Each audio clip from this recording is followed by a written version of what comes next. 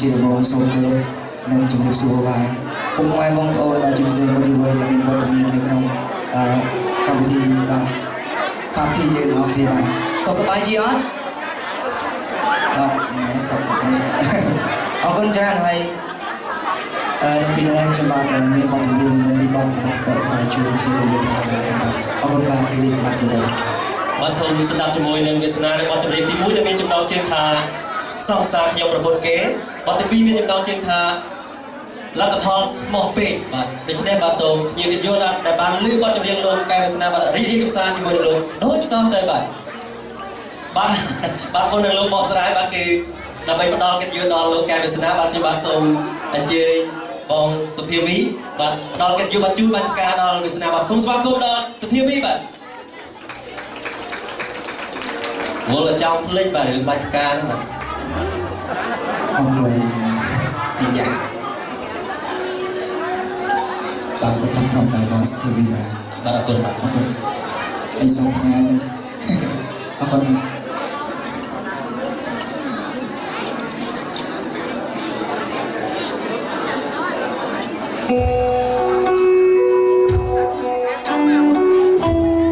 បាទសូមញ៉ាំបននេះទៅដល់បងប្អូនដែលមានសង្សារកាយចោល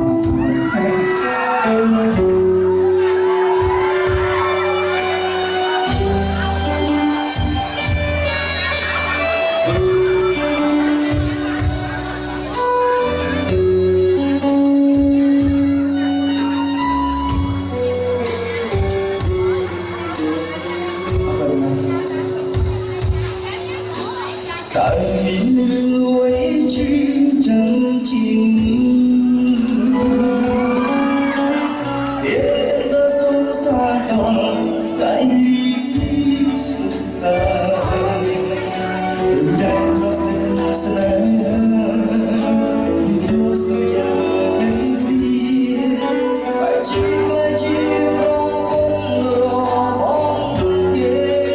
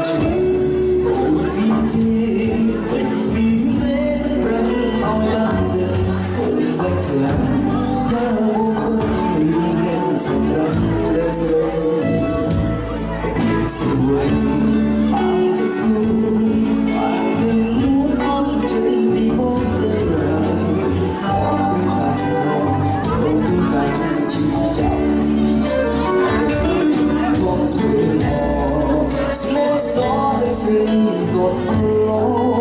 đã chứng đau hai tình xóa cho con tìm ngày phút ra tay từ quê chợt có anh đi rời chân kỳ chân mua sợ tất lại đâu thì sai đã xin bán thương im chỉ chân bên trong đời đau bỏ sai toàn mình I'll just want you. Slide it away. You know I say I'm the that way. And my one more to the bubble. And you won't go. Your time's not more small.